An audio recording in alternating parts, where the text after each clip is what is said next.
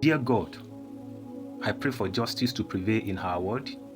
May your will be done on earth as it is in heaven.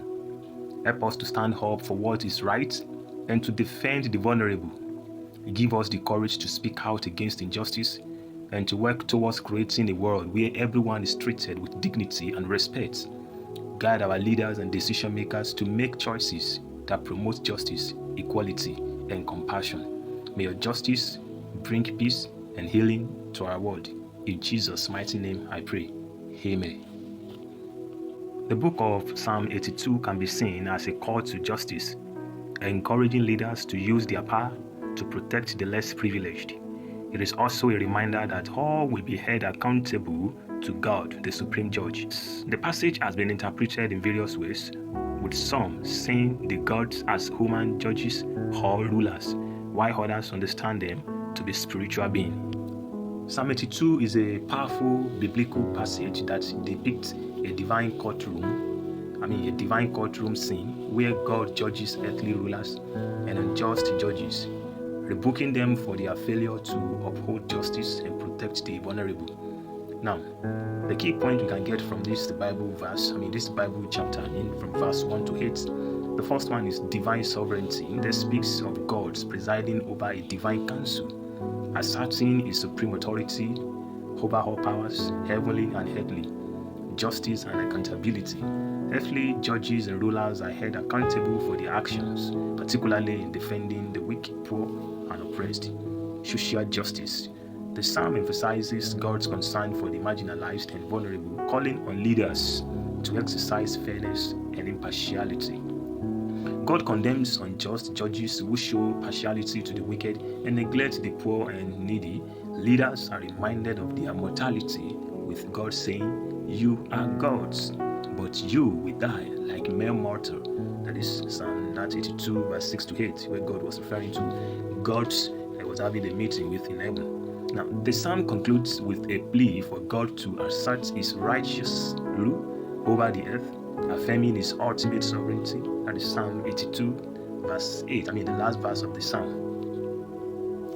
When this psalm says God judges gods, now who are these gods that God himself was judging? Who are these gods that God himself was judging? Now, we can see these gods as representation of a particular body. Number one, we can see them as human judges or rulers. Yes, because according to the Hebrew, the meaning of God simply means Elohim.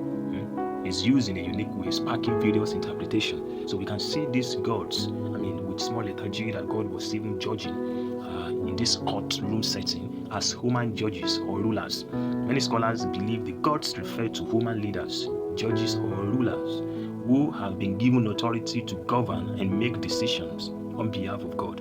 In this context, the psalm criticizes their failure to uphold justice and their corrupt or biased judgments.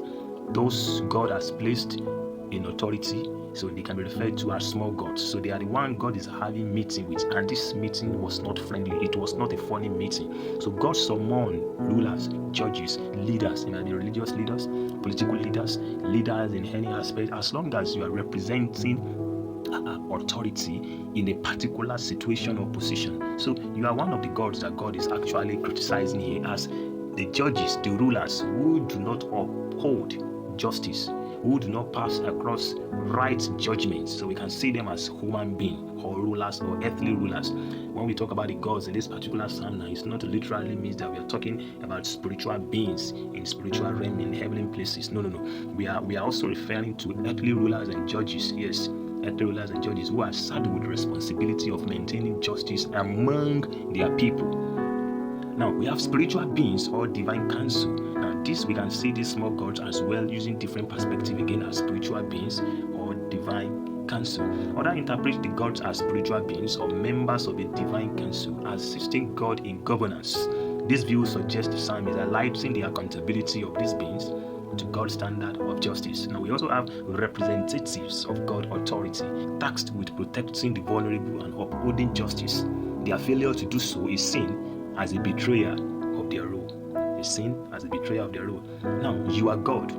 but you will die like mere mortals. Can you see that? So God is referring to these people as spiritual being, not saying as human context now, as spiritual being. The phrase that says you are gods, you will die like mere mortal, that is Psalm 82 verse 6 to 7, underscores the tension between their elevated status and their mortality, emphasizing that even those in positions of power are not above the accountability of God. And the question I want to ask is this: which position do you find yourself?